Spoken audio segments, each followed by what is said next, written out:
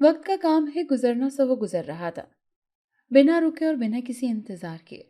2 سال کا عرصہ کس طرح گزر گیا پتہ ہی نہ چل سکا۔ رحیمہ ICS کر چکی تھی، اب وہ آگے BS میں ایڈمیشن لینے کا سوچ رہی تھی۔ یہ اس کا خواب تھا۔ ابھی حال ہی میں اس کے پیپرز ہوئے تھے، مئی کا مہینہ چل رہا تھا اور وہ بہت خوش تھی، لیکن نہیں جانتی تھی کہ خوشیاں اس کے مقدر میں نہیں تھی۔ وہ آج اپنی دوست کے گھر آئی ہوئی تھی۔ رحیمہ کھولیا ویسا ہی تھا، کھلے بال، بے پردگی اور دوپٹہ وہی برائے نام جو شانے پر جھول رہا تھا۔ آج بھی وہ مزار کے اسی راستے سے گزر کر جایا کرتی تھی۔ اس وقت بھی وہ مزار سے گزر کر جا رہی تھی کہ اچانک اسے 2 سال پہلے والا وہ منظر یاد آ گیا جب رومان نے اسے سمجھایا تھا۔ وہ آج بھی رومان کو یاد کرتی تھی۔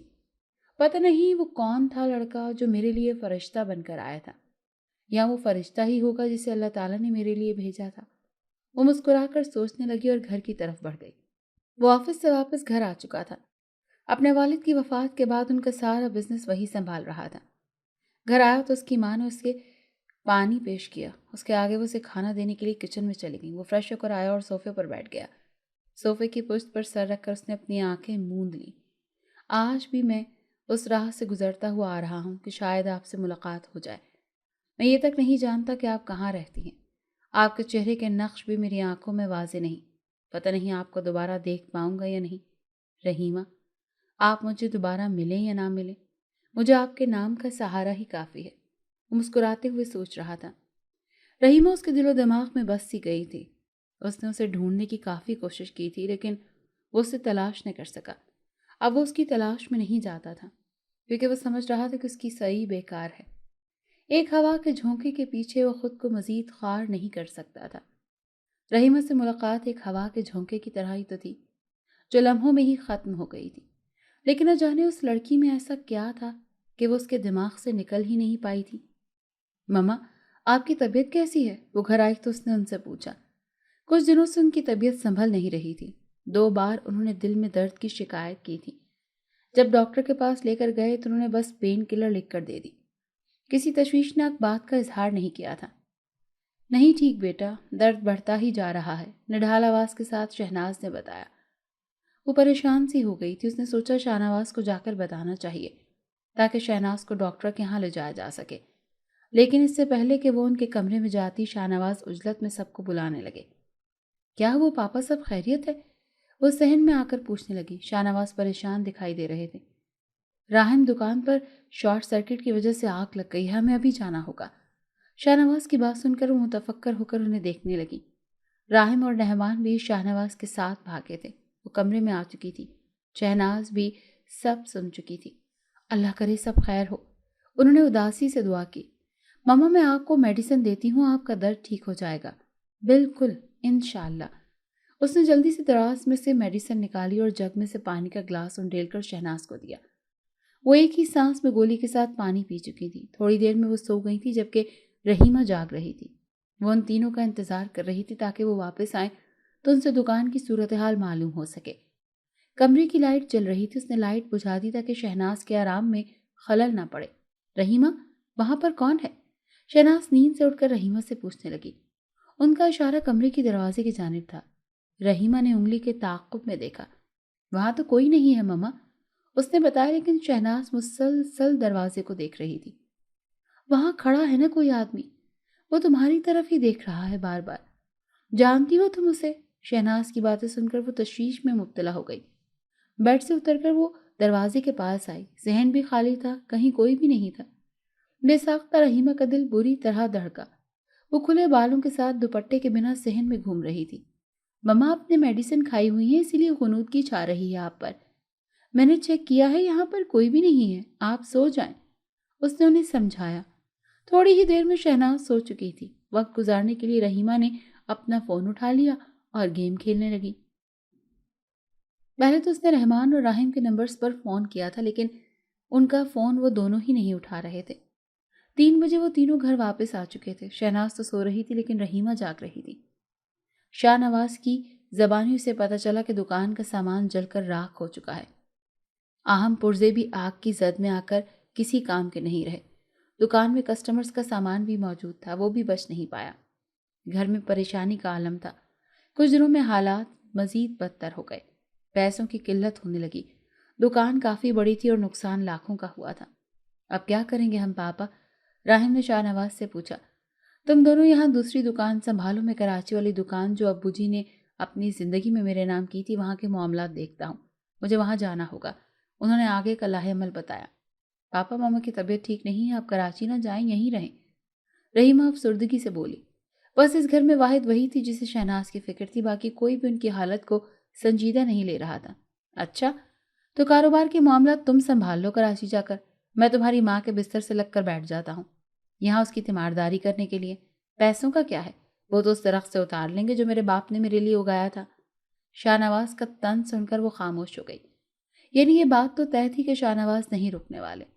2-3 दिन में वो कराची जा चुके थे। लाहौर से कराची काफ़ी दूर था। दूसरी दुकान के मामलात राहिम और रहमान संभाल रहे थे। अब वो दोनों सुबह के गए आधी रात को घर लौटते, क्योंकि दुकान अब काफ़ी दूर थी और काम भी दुगना था। जो दुकान जल गई थी उसका अभी भी कुछ नहीं हो सकता था, क्योंकि इतने पैसे नहीं थे कि उसे दोबारा तामीर करवाया जाता। अभी फ़िलहाल सब्र ही हो सकता था। 1 माह गुजर गया था, हालात तंग हो चुके थे। शहनाज की तबीयत काफ़ी संभल चुकी थी और वो पहले की तरह हशाश बशाश हो चुकी थी। दोपहर का खाना बनाकर रहीमा कमरे में आ गई।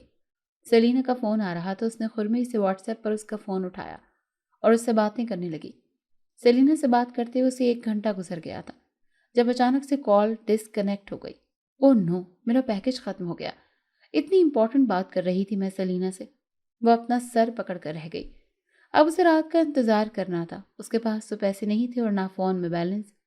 रात में भाई आते हैं तो उनसे मांग लेती हूँ। पापा तो कराची में थे। यूं ही घर के कामों में दिन गुजर गया। अदीना और अमीना का एक एक बच्चा था, दोनों के बेटा हुआ था। अपने बच्चों को लेकर वो कमरे में घुसी रहती थी। सारा काम रहीमा और शहनाज करती थी। रात को राहिम पहले घर आया था। खाना खाने के बाद वो राहिम के पास फरियाद लेकर आई। भाई, मेरा पैकेज खत्म हो गया है, 1000 रुपए का बैलेंस भेज दे मुझे। पैकेज चूंकि वो महीने का करवाती थी इसीलिए इतनी कॉस्ट आती थी। जबकि 1000 रुपए का सुनकर राहिम की आंखें तहीर से फैल गईं। तुम्हारा दिमाग ठीक है? 1000 रुपए तो तुम इतने इत्मीनान से कह रही हो जैसे 100 रुपए मांगे हो तुमने। सब हालात तुम्हारे सामने हैं, इसलिए फजूल फरमाइशें करने से गुरेज करो। राहिम बिगड़ते हुए बोला। भाई, 1000 रुपए में पैकेज भी तो महीने का हो जाता है ना, हफ्ते बाद करवाने की नौबत नहीं आएगी। उसने मंतक पेश की। देखो रहीमा, तुमने आईसीएस किया हुआ है, पढ़ने और कुछ बनने का शौक तो तुम्हें बहुत था। अब अपनी पढ़ाई से फ़ायदा भी उठाओ, जॉब करो कहीं और अपना खर्चा उठाओ। मेरी और रहमान की अब अपनी भी फैमिली है, इसलिए तुम्हारा बोझ हम मजीद नहीं उठा सकते। राहिम रसानियत से उसे समझाने लगा। रहीमा को यकीन नहीं आ रहा था कि ये बात उसका सगा भाई कह रहा है। क्या भाई ऐसे होते हैं? उसके भाई तो कभी उससे प्यार से बात तक नहीं करते थे। वो आंसू जब्त करती कमरे में आ गई। उसने सेलिना से सुना था कि बीएस की फीस बहुत ज़्यादा होती है और स्टूडेंट्स सीट्स भी मुख्तसर होती हैं, इसलिए जो जल्दी जाता है उसका एडमिशन हो जाता है। उसके पास कुछ माह रह गए थे। उसके भाई उसे 1000 रुपए तक नहीं दे रहे थे। सेमेस्टर्स की फीस वो कैसे भरते? उसने अपने एक दोस्त से सुना था कि फर्स्ट सेमेस्टर की फीस 30,000 रुपए है। मुझे जॉब कर लेनी चाहिए, ऐसे तो गुजारा नहीं हो पाएगा। भाई तो पहले ही मेरी पढ़ाई के खिलाफ हैं, वो तो कभी मेरी इतनी फीस नहीं पे कर सकेंगे। उसने लम्हों में फैसला किया। अब बात उसे शहनाज से करनी थी। अगर वो इजाज़त दे देती तो कोई मसला नहीं था। भाई अगर मुझे बोझ समझते हैं और मेरे लिए कुछ कर नहीं सकते तो मुझे भी उनकी ज़रूरत नहीं। उसने टूटे दिल से सोचा। सबसे अच्छी बात तो ये हुई थी कि शहनाज उसे इजाज़त दे रही थी। वो खुद भी समझ गई थी कि राहिम और रहमान जितने खुद गर्ज हैं वो रहीमा के लिए बिल्कुल भी नहीं सोचेंगे। ऐसा नहीं था कि शहनाज ने कभी रहमान और राहिम के दिल में बहन के लिए मोहब्बत नहीं डाली थी। उन्होंने हर तरह से कोशिश की थी कि उनको दोनों बच्चे रहीमा से मोहब्बत करें, लेकिन उनकी सारी कोशिशें नाकाम थीं। रात को रहीमा सोने से पहले लाजमी चाय पीती थी। उसे चाय पिए बिना नींद ही नहीं आती थी। वो अब भी चाय बना रही थी जब रहमान और अमीना की आवाज़ उसके कानों से टकराई। वो शहनाज से कह रहे थे कि हम बाहर डिनर करने जा रहे हैं। उन्हें बताकर वो घर से चले गए। रहीमा के दिल पर एक ज़र्ब सी लगी थी। उनके भाई सिर्फ अपनी बीवियों से मोहब्बत करते थे। वो जानती थी बीवियों से मोहब्बत करना कोई बुरी बात नहीं थी, लेकिन उसके भाइयों को उसके बारे में और अपनी माँ के बारे में भी तो सोचना चाहिए था। रिश्तों में तवाज़ुन होना चाहिए, लेकिन इसके भाई ये बात नहीं समझते थे। उसकी बीवियों का पलड़ा भारी था। उनकी माँ और बहनें तो शायद कहीं नहीं थी। अगले दिन वो जल्दी उठ गई। उसने रात भर सोचते हुए यही फैसला किया था कि वो कहीं टीचिंग कर लेगी। اس کے علاوہ اس کے پاس کوئی ہنر نہیں تھا جس کا استعمال کرتے ہوئے وہ پیسے کمانے کا ذریعہ ڈھونڈ سکتی۔ اس علاقے میں چند اسکولز تھے، کچھ پرائیویٹ تھے اور چند سرکاری۔ سرکاری اسکول میں تو ٹیچر کی ضرورت ہی نہیں تھی، پرائیویٹ اسکول والے کوالیفیکیشن زیادہ مانگ رہے تھے۔ انہوں نے اس کا انٹرویو لینے کے بعد ماہانہ 5,000 تنخواہ بتائی۔ یہ سن کر وہ افسردہ ہو گئی، 5,000 میں اس کا کچھ نہیں ہو سکتا تھا۔ وہ مایوس ہو گئی، لیکن پھر اچانک اس کی سماعتوں میں رومان کی مدھم سی آواز آئی۔ اسے رومان کی یاد آنے لگی۔ اس نے اسے سمجھایا تھا کہ ایک دروازے کے بند ہو جانے پر ماتم نہیں کرنا چاہیے، بلکہ دوسرے دروازے کی طرف لپکنا چاہیے۔ ممکن ہے دوسرا دروازہ کھلا ہو۔ رومان نے آج یہاں موجود نہ ہو کر بھی اس کی ہمت بڑھا دی تھی۔ وہ جوش سے اب گھر کی جانب جا رہی تھی۔ اس نے سوچا آج نہ صحیح لیکن کل اس کے لیے دروازہ ضرور کھل جائے گا۔ وہ دل میں دعا بھی کر رہی تھی کہ اس کی کہیں اچھی جگہ پر جاب ہو جائے۔ اس کی دعا قبول ہوئی۔ اس کی نگاہ ایک مینشن کی جانب اٹھی۔ وہاں ایک بڑا سا بینر لگا ہوا تھا۔ وہ آنکھیں پھاڑ کر اسے پڑھنے لگی۔ یہ مینشن مزار سے قریب ہی تھا۔ وہاں لکھا تھا کہ گھر کے کام کے لیے میڈ کی ضرورت ہے۔ تنخواہ 20,000 روپے لکھی ہوئی تھی۔ یہ سوچنے سمجھنے کا وقت نہیں تھا۔ 20,000 روپے اس کے لیے بہت زیادہ تھے۔ اب چاہے اسے جیسے بھی کمانے پڑے وہ اس کے لیے تیار تھی، بس کمائی حلال ہونی چاہیے۔ باقی اسے میڈ بننا پڑتا یا کچھ بھی بننا پڑتا، اسے کوئی مسئلہ نہیں تھا۔ وہ جلدی سے گیٹ کے پاس آئی۔ واچ مین سے بات کر کے وہ گھر میں داخل ہوئی۔ یہ مینشن کافی خوبصورت اور بڑا تھا۔ وہ راہداری عبور کر کے ایک اور گیٹ کی طرف آئی۔ اس نے دروازے پر دستک دی تو اندر سے ایک معمر خاتون نکل آئیں۔ وہی اس گھر کی مالکن تھی۔ جی آپ کون؟ کیا مقصد ہے آپ کا یہاں آنے کا؟ اس عورت نے رحیمہ سے پوچھا۔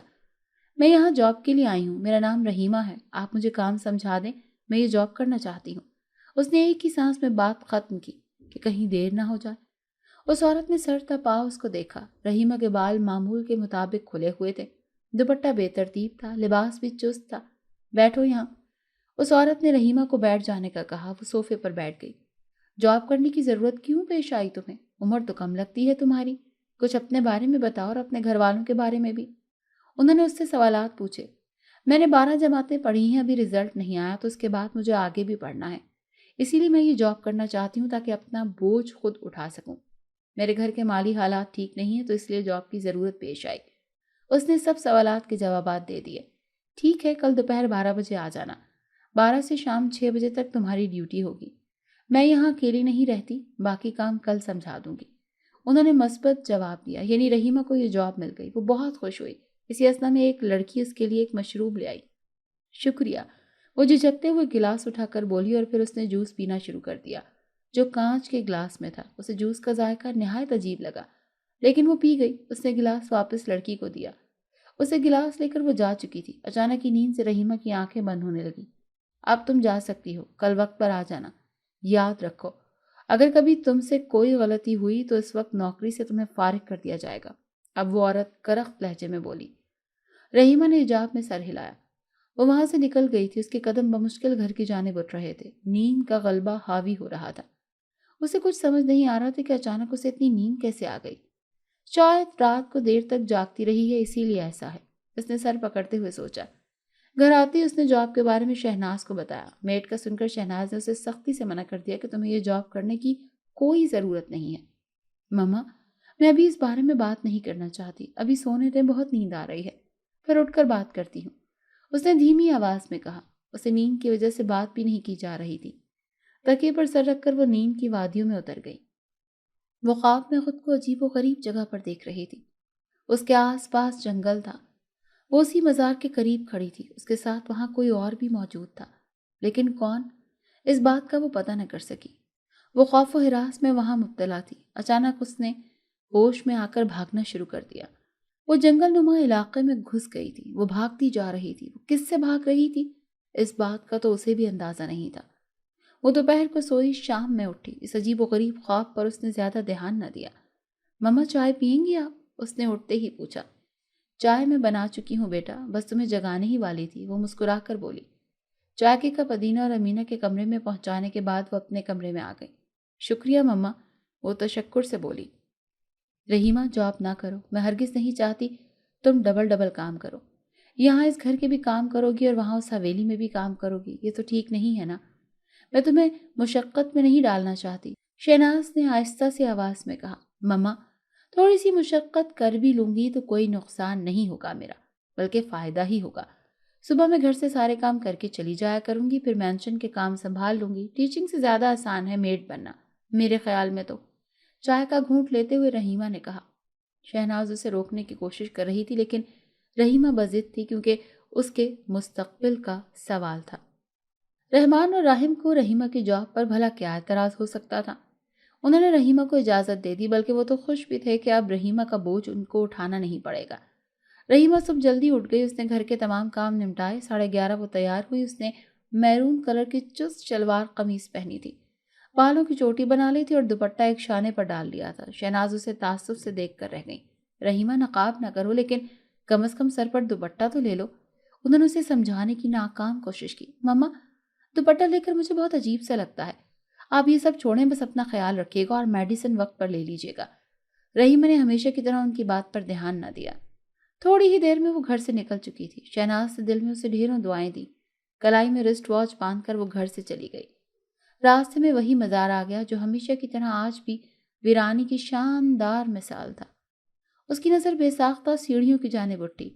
وہاں اسے 2 سال پہلے رومان ملا تھا، جس نے اسے اس قدر پیار سے سمجھایا تھا کہ اگر اس دن رومان اسے نہ ملتا تو وہ برباد ہو جاتی۔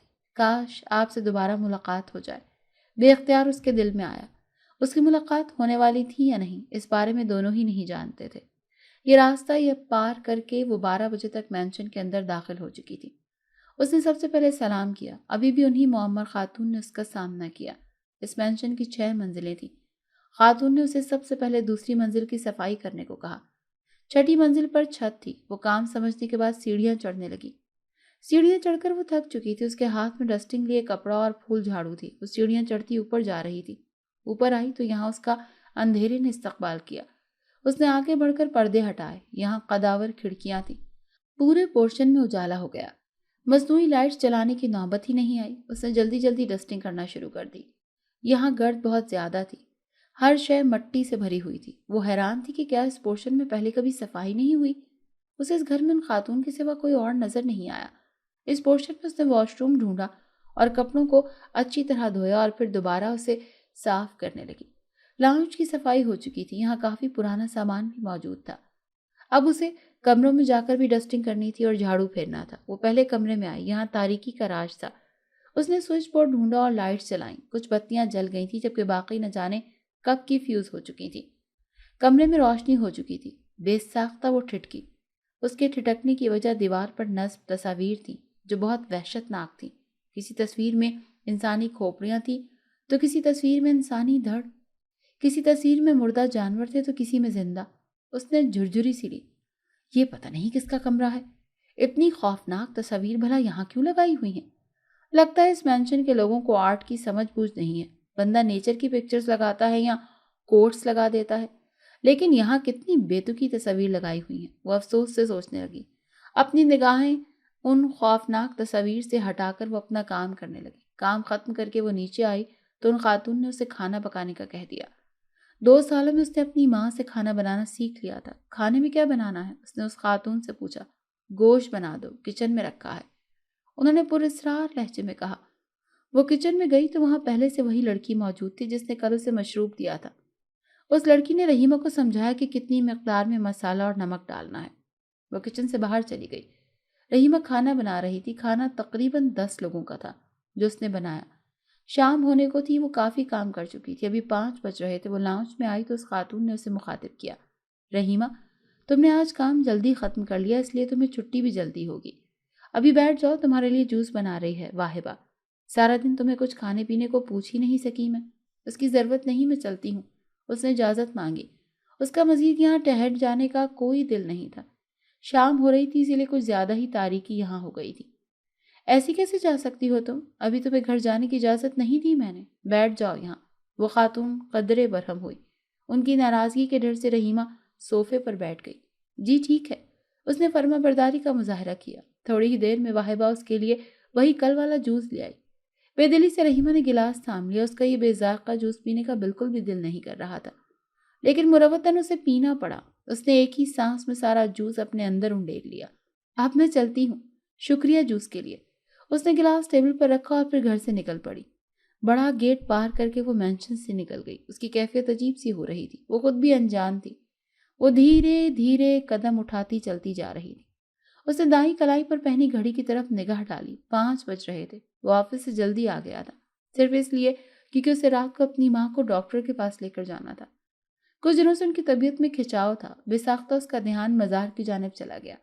اس کا دل کیا آج اسی راستے سے گزر کر دیکھے، شاید اسے وہ مل جائے جو 2-2.5 سال پہلے اسے ملی تھی۔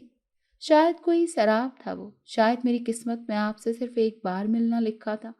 وہ دل ہی دل میں سوچنے لگا اور بے ساختہ اس کے قدم مزار کی طرف اٹھ گئے۔ چلتے چلتے وہ مزار کی طرف آ گئی۔ اسے عجیب سا لگ رہا تھا۔ تھک کر وہ سیڑھیوں پر بیٹھ گئی۔ سنہری رنگ کا دوپٹہ اس کے کاندھوں پر تھا۔ وہ زمین پر کسی غیر مرئی نقطے کو گھورنے لگی۔ اسی پل رومان نے نظریں اٹھا کر سیڑھیوں کی جانب دیکھا تھا۔ اس کے دل کی دھڑکنیں بے ترتیب ہوئی تھیں۔ اس نے اپنی آنکھوں کو مسلا اور زور سے جھپک کر اسے دیکھا۔ اس کا دل گواہی دے رہا تھا کہ سامنے بیٹھی لڑکی رحیمہ ہی تھی۔ وہ سیڑھیوں میں ہی بیٹھی ہوئی تھی۔ اس کا دل کیا وہ اسے چھو کر دیکھے کہ کیا وہ اس کا خواب تھا یا سراب تھا یا پھر ایک خوبصورت حقیقت۔ اس کے قدم خود بخود اس کی جانب اٹھ گئے۔ رحیمہ! وہ سیڑھیاں چڑھتا ہوا اس کے قریب آ گیا۔ اپنے نام پر وہ چونکی۔ اس آواز کو وہ سیکنڈز میں پہچان گئی تھی۔ اس کا دل تیزی سے دھڑکا۔ اس نے گردن اٹھا کر رومان کو دیکھا۔ اسے دیکھ کر وہ حیران رہ گئی۔ اس نے 2 سال پہلے رومان کا چہرہ نہیں دیکھا تھا، لیکن اس کی آواز وہ کیسے بھول سکتی تھی؟ وہ اسے پہچان چکی تھی۔ رومان! بے ساختہ اس کے لبوں سے اس کا نام نکلا۔ وہ کھڑی ہو چکی تھی۔ دونوں ایک دوسرے کو یوں دیکھ رہے تھے جیسے صدیوں سے ایک دوسرے کو جانتے ہوں۔ آپ آج یہاں پھر سے؟ اس نے رحیمہ سے پوچھا۔ اسے خوشگوار حیرت ہوئی تھی۔ رحیمہ اس کا نام اب تک یاد رکھے ہوئی تھی اور اس کی آواز کو بھی۔ میں بس گھر جا رہی تھی۔ آپ کیسے ہیں؟ اس نے نم آنکھوں سے پوچھا۔ آج اسے حقیقت میں اپنے سامنے دیکھ کر وہ بہت خوش ہوئی تھی۔ اس کے دل کو عجیب سا سکون مل رہا تھا۔ اب لگ رہا ہے کہ میں ٹھیک ہوں، وہ لہجے میں خرمئی لیے بولا۔ اس کی بات کی گہرائی وہ سمجھ نہیں سکی تھی۔ آپ کا نمبر مل سکتا ہے؟ رحیمہ نے ہی پہل کی تھی۔ جانے کیوں وہ اس کا نمبر مانگ بیٹھی۔ اسے خود بھی نہیں معلوم تھا کہ اس نے ایسا کیوں کیا۔ اس نے اپنی زندگی میں پہلے کبھی کسی لڑکے سے دوستی نہیں کی تھی، نہ وہ بے تکلف ہو کر بات کرتی تھی۔ شور! رحمان حیرت زدہ ہوا۔ وہ خود بھی تو یہی چاہتا تھا۔ رحیمہ نے اپنا فون آن کیا۔ رومان نے اپنا فون نمبر اسے لکھوا دیا۔ رومان کے نام سے وہ اس کا کانٹیکٹ نمبر فیڈ کر چکی تھی۔ رحیمہ سے کھڑے ہونا مشکل ہو رہا تھا۔ اس پر نیند کا غلبہ چھا رہا تھا۔ رومان اسے دیکھتا ہی رہ گیا۔ رحیمہ کے چہرے کے نقوش اسے حفظ ہو چکے تھے۔ میں چلتی ہوں، سیڑھیاں اتر کر بولی اور خود ہی تیز تیز قدموں سے چلتی ہوئی اس کی نگاہوں سے اوجھل ہو گئی۔ رومان ابھی تک اسی کے فسوں میں کھویا ہوا تھا۔ وہ اسے روکنا چاہتا تھا مگر وہ جا چکی تھی۔ گھر آ کر وہ شہناز سے زیادہ بات کیے بنا سونے کے لیے لیٹ گئی۔ شہناز اسے تھکا ہوا سمجھ رہی تھی، اسی لیے انہوں نے جلدی جلدی خود ہی کھانا بنا لیا۔ رات کے کھانے میں چاول وہ بنا چکی تھی۔ رات کو 8 بجے اس کی خود ہی آنکھ کھل گئی۔ ہاتھ منہ دھو کر وہ فریش ہونے کے بعد کچن میں آ گئی۔ او ہو مما، آپ نے یہ سب کیوں کر لیا؟ مجھے جگا دیتی۔ پتہ نہیں میں کیسے اتنا سو گئی، وہ نادم ہو کر بولی۔ اسے اچھا نہیں لگ رہا تھا۔ کوئی بات نہیں رحیمہ، میں کوئی 100 سال کی بڈھی تو نہیں ہوں نا کہ اب کھانا بھی نہ بنا سکوں۔ ان کی بات سن کر وہ ہنس پڑی۔ اچھا سنو، آج راہم نے خرچے کے لیے پیسے دیے ہیں، اس میں سے 100 روپے بچ گئے ہیں، کوئی پیکج ہوتا ہے تو وہ کروا لو۔ شہناز کی بات سن کر وہ ان کے گلے سے جا لگی۔ وہ اس کا بہت خیال رکھتی تھی۔ بہت شکریہ مما، ہمیشہ خوش رہو۔ انہوں نے اس کے سر پر پیار دیا۔ رحیمہ کو یاد آیا کہ اس نے رومان سے اس کا نمبر لیا تھا۔ پیکج ہوتا تو ہی وہ اس سے بات کر سکتی تھی۔ رحیمہ ذرا میرے ساتھ بازار تو چلو، عبید کے لیے کچھ سامان لینا ہے، ادینہ نے اسے بلایا۔ وہ جانے کے لیے تیار ہو گئی۔ اس نے سوچا تھا راستے میں دکان سے بیلنس بھی کروا لے گی۔ اوکے چلیں۔ وہ کچن سے باہر آ گئی۔ تھوڑی ہی دیر میں وہ اور ادینہ گھر سے باہر نکل گئیں۔ قریب ہی میں مارکیٹ تھی۔ جب ادینہ دکان سے سامان لے رہی تھی تو وہ 2-3 دکانیں چھوڑ کر آگے چلی گئی اور بیلنس کروا لیا۔ اس کی نظریں یوں ہی اپنے پہلو میں اٹھیں۔ اس سے کچھ فاصلے پر ایک عجیب و غریب آدمی کھڑا تھا جو پلکیں جھپکائے بنا اسے دیکھ رہا تھا۔ اس نے اس آدمی کے چہرے سے نگاہیں ہٹا کر فون کی طرف دیکھا جہاں بیلنس موصول ہو جانے کا میسج آیا۔ اس نے دکاندار کو 100 روپے دیے اور ادینہ کے پاس آ گئی۔ اب وہ دونوں مارکیٹ سے نکل رہی تھی۔ رحیمہ کو محسوس ہو رہا تھا کہ کوئی اس کے تعاقب میں ہے۔ اس نے پیچھے مڑ کر دیکھا، وہی آدمی جو پہلے اسے گھور رہا تھا اب اس کے پیچھے آ رہا تھا۔ ابھی ان دونوں میں کافی فاصلہ تھا۔ रहीमा डर गई थी। अगर अदीना को पता चल जाता तो वो आदमी रहीमा का पीछा कर रहा है तो बात का बतंगड़ बना देती और घर वालों की निगाहों में उसे मशकूक ठहरा देती। ये मैं इतना डर क्यों रही हूँ? वो आदमी कौन सा मुझे जानता है जो मेरा पीछा करेगा? हो सकता है उसने भी हमारे घर के आसपास ही कहीं जाना हो। उसने खुद को तसल्ली देने के बाद पीछे मुड़कर देखा तो उसे दूर दूर तक वो आदमी नजर नहीं आया। वो खामखा ही डर रही थी। उसने सोचा थोड़ी देर में वो घर आ गई। रहीमा ने सबको खाना दिया। राहिम और रहमान आज जल्दी घर आ गए थे। सबने मिलकर खाना खाया और फिर अपने अपने कमरों में चले गए। शहनाज सोने के लिए लेट चुकी थी। चूंकि अब शाहनवाज नहीं थे इसीलिए वो रहीमा के साथ सो जाती थी। रहीमा ने व्हाट्सएप पैकेज किया। इसके बाद वो व्हाट्सएप पर आ गई। टॉप पर रोमान का मैसेज उसने धड़कते दिल से पढ़ा, अस्सलाम वालेकुम। उसके सलाम का जवाब उसने वालेकुम अस्सलाम लिखा। उसके दिल की धड़कनें मुंतशिर हो गई थी। रोमान उसका मैसेज देखकर फौरी ऑनलाइन हुआ था। कैसी हैं आप? रोमान का मैसेज आया। ठीक हूँ, और आप? रहीमा ने जवाब में लिखा, अल्हम्दुलिल्लाह, अल्लाह का जितना शुक्र अदा करूँ कम है। उसने मुस्कुराता हुआ इमोजी भेजा। शुक्र तो वो इस बात पर कर रहा था कि रहीमा से उसकी दोबारा मुलाकात हुई है। और बताएं, पढ़ाई कहाँ तक पहुंची? घर में सब कैसे हैं? उसने पूछा। रहीमा हैरान थी कि रोमान ने उसके बारे में अब तक सब कुछ याद रखा हुआ था। रहीमा ने उसे पढ़ाई के बारे में बताया। अपनी जॉब के बारे में वो उसे बता नहीं सकी थी। अल्लाह ताला आपको कामयाब करें। रोमान ने उसे दुआ दी। थोड़ी देर बाद रोमान को अल्लाह हाफिज कहकर उसने फ़ोन रख दिया। उसके चेहरे पर मुस्कुराहट फैल गई थी। कुछ लोग ऐसे होते हैं जिनसे बात करके हम सब गम भूल जाते हैं। वैसे तो ये मेरी आपसे दूसरी दफ़ा बात हुई है, लेकिन जाने क्यों यूं लग रहा है कि मेरी जिंदगी में कोई गम ही नहीं है। लग रहा है सालों से आपको जानती हूँ। वो आंखें मूंद कर सोच रही थी। उसके दिल में तमानियत के एहसासात पैदा हो रहे थे। वो उसी मज़ार के पास खड़ी थी। उसके साथ कोई और भी था। वो कौन था? आज उसका चेहरा वो देख पा रही थी। वो रोमान ही था। उसके साथ खड़ा था। वो उसे देखती जा रही थी। रोमान उसे कुछ समझा रहा था। क्या समझा रहा था ये तो रहीमा खुद भी नहीं जानती थी, क्योंकि वो उसके सहर में खोई हुई थी। वो उसके चेहरे को देख रही थी। अचानक से रोमान गायब हो गया।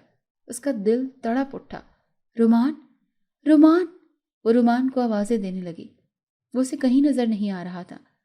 रहीमा की ये हालत हो गई जैसे किसी ने प्यासे इंसान के हाथ से पानी छीन लिया हो। वो भागने लगी। रोमान को ढूंढते ढूंढते वो काफी दूर आ गई। रोमान कहीं नहीं था। वो अब रोने लगी थी। उसे लग रहा था कि उसने अपना सब कुछ खो दिया है। उसके अंदर सकत खत्म हो गई थी। वो वहीं घास पर गिर गई। उसके आस पास दरख्तों की भरमार थी। वो यकलख्त उठ बैठी। इतना भयानक ख्वाब? उसने अपने दिल पर हाथ रखते हुए सोचा। वो गहरी सांसें ले रही थी। कांपते हाथों से उसने अपना फोन उठाया। आप ठीक हैं? उसने डेटा ऑन किया और व्हाट्सएप पर रोमान को मैसेज छोड़ा। वो भी ऑनलाइन नहीं हुआ था। फोन थोड़ी देर बाद रहीमा ने वापस साइड टेबल पर रख दिया।